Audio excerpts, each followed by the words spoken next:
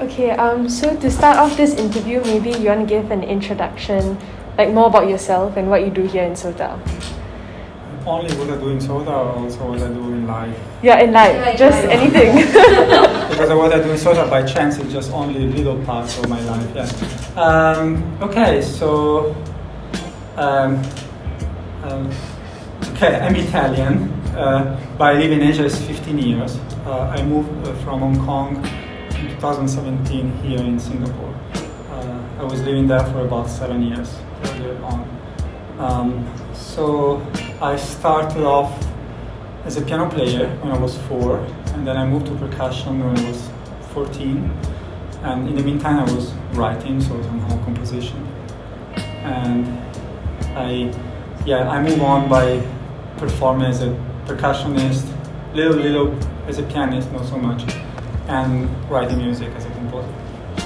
And in the last 15 years, I think from the moment I moved to Hong Kong in 2010, I work with dancers quite a lot. So a lot of my work is also choreography, not really dancing, but moving at least.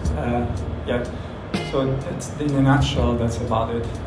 So I came here in Singapore because it happens I did a workshop here in SOTA in 2015 and in Nangfa in LaSalle, and there was a position open here and they asked me to take it and I took it. That's how I ended up in Singapore. So before in Hong Kong, instead I was working in university or in academy. Yeah. So that's about it, I guess. Okay, so for today's interview, we wanted to talk more about one of your artworks that we came across on YouTube called Improbable Hats. So maybe you want to start us off with the inspiration behind it? Right. I think I've always been interested in the idea of objects that are not used in the proper way. So somehow things can be substitute for something else. Say has a hat, usually has a certain kind of purpose, a certain kind of shape, which we're used to. But why not try to see whether other kind of hats are equally interesting or equally fashionable, if you want. As you know, also the very design of a hat changes over centuries. So some things that now looks okay, maybe 200 years ago was looking very funny, and the other way around. Some of the hat of 200 years ago, nobody will wear it today because it looks very strange, either for women or for men, doesn't matter. But I think that was the beginning of the research, was a more experimenting on possibilities. I was very curious about to see, okay, what happened when you put on the hat something different, how also people differently perceive the idea of a hat. You usually imagine the hat that helps you to cover up if you are feeling cold or if you are going some specific thing for which some hat is necessarily required. But what if you put some object which actually is supposed not to be meant to be for this kind of purpose? So how will people will react to that? And so I experimented with that. And I think also the other thing was curiosity, because some of the objects were very difficult to put on the head. So I don't know which improbable hats you have seen, but no matter which one you have seen, all the steel frame are done for real. It's not a Photoshop. So all the objects you see, I put it on my head. And some of them was quite challenging, like the eggs or the fish or the butter.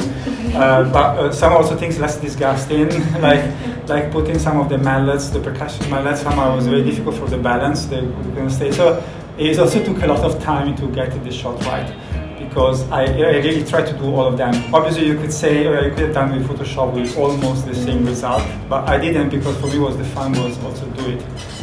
I was a performative experience. So for me, it was interesting also as a performance, not just getting the video done. It was the fun things of trying out what happens when you put on the head something different. In fact, I must say that the most fun experience was to put this organic material, such as fish or butter or eggs, because yes, you may say they were a bit disgusting, but at the same time it was very funny because it was a strange experience. So you don't imagine, okay, what happened if I smash a egg on my head. Yeah, so there was something ironic and something of research and something of performative and something somehow also of fun, just simply fun.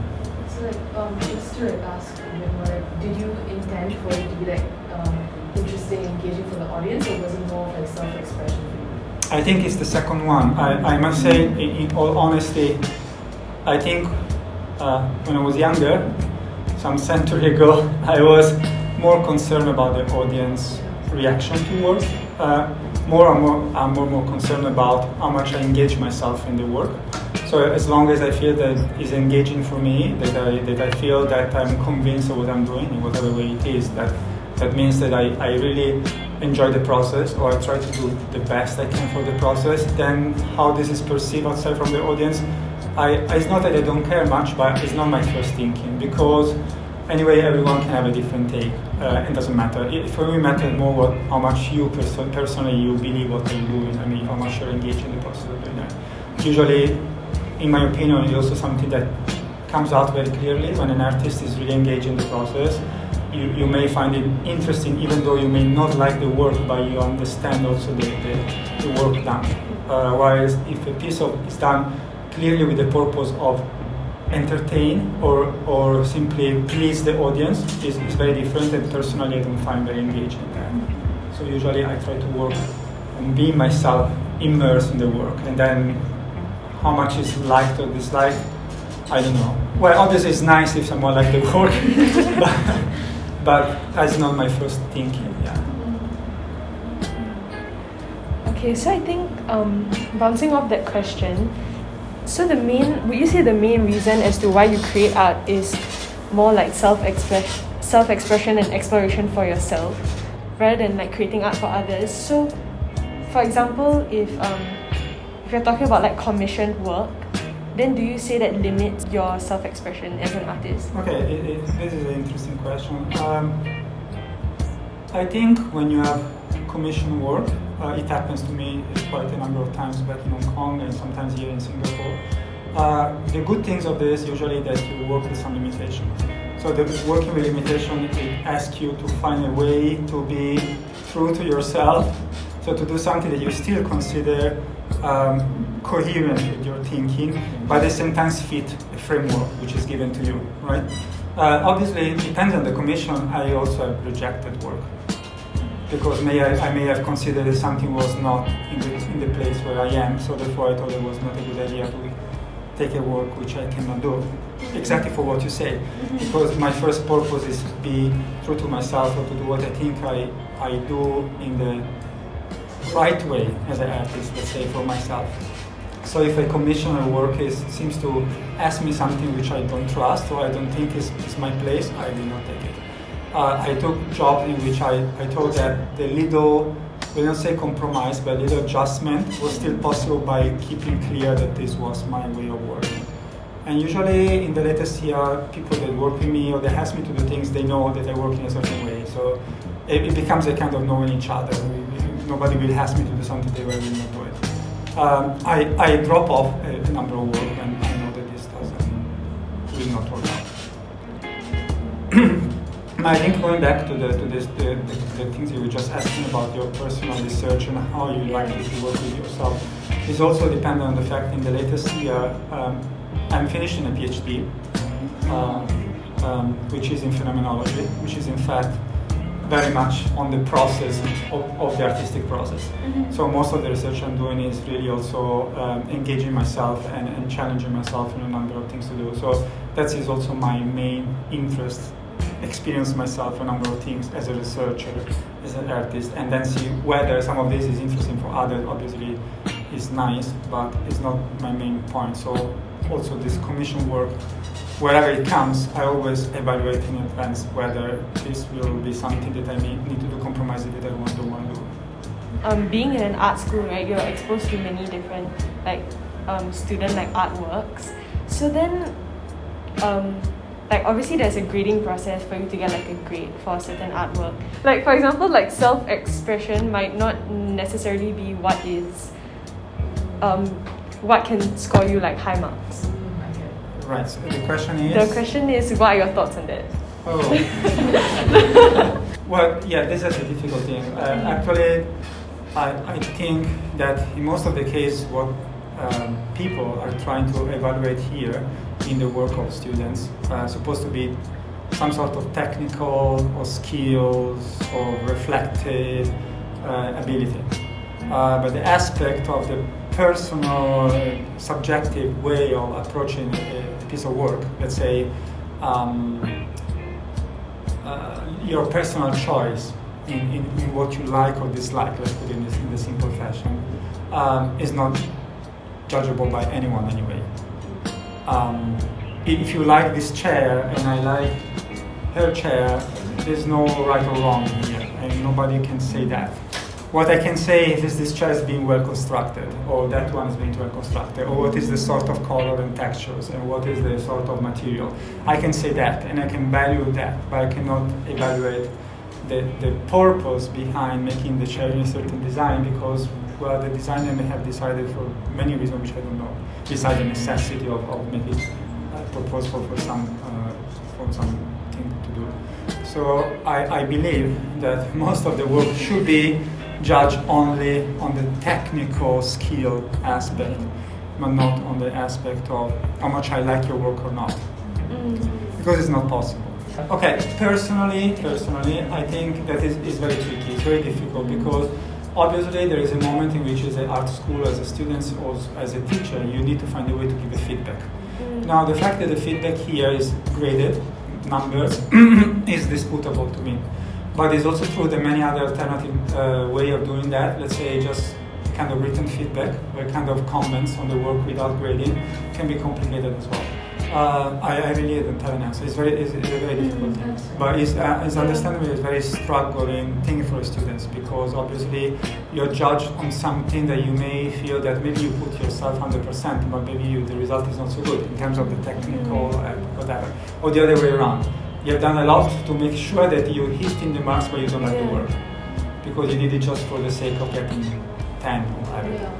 I know. I didn't pass through art school in which these things were working in this way, because when I was studying conservatory, and also the system exam in Italy is very loose in comparison to here that is military style.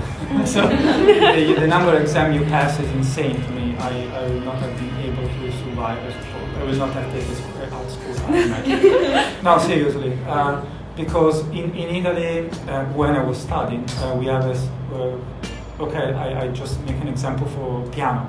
For piano, we're supposed to have 10 years of studies in conservatories. In these 10 years, depends on when you enter, because if you have studied privately with someone, you may skip some of the years. So perhaps you don't enter necessarily year 0, but you enter year 4 or 5 or whatever. So you do an exam an admission exam.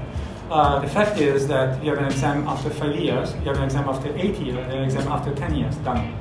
That's all the exam you have. You have only 3. Okay, the good thing is you have less. The bad thing is only 1. So if you mess up, you mess up. You need to be very well prepared. But you have an exam after 2 or 3 years, not every 3 months. Not have time even to think what I'm doing today, then we have an exam. So I think that's a very different way of thinking also the process. To wrap this up, do you have any advice for students who are still exploring what they like to do in their art form? Okay, yes. I think the first advice I always had for people and students and people I talk here in school, when you can travel, go outside of this country. Not because this country is really bad, but because traveling is a good thing. It's always a good thing, because you see things from a different perspective. And the fact you see your life from outside, from another place, always help you to rethink what are you doing and why you do certain thing. And obviously because you meet other people, you meet other culture, you see things from a different perspective. You realize that people live in a different way, which is very good. And then sometimes it helps you also to rethink what you want to do. So this is always been my suggestion. If you have the chance to study abroad, go. Don't even think about staying here. But I will say that if in any other country it's the same, because you want to get out of your cultural comfort zone. You want to see what else will happen outside. And sometimes can be also shocking, but sometimes can go for fun. Eventually you learn something anyway. So that would be my first. And the second one, and I think I saw it for many students, given the very little time you have at disposal of your personal life, in theory, it would be good to see things which are outside your art form. because many people understandably are very focused on doing, okay, I do the music things, I do my dance thing, but they know very little about what happens in the other places, and this doesn't help, because when you start to realize that some other processes or some of the ideas are actually coming from in the same similar way in other places, that helps you a lot also to make more sense of what are you doing. But obviously it takes quite some time, and people here are really catching up with very tight timeline, I know that. So, but for me, for myself, for example, I read many things and I read very little music. I read most of it, which are very different things. I read about art, I read about dance, I read about philosophy, I read about architecture. I'm passionate about architectures, and I read many other things, but I read very little about music itself because I do it. The rest, instead, I want to know. Yeah, that's good advice. Okay, I think that's all. Thank you so much. Thank you. Thank you. Thank you.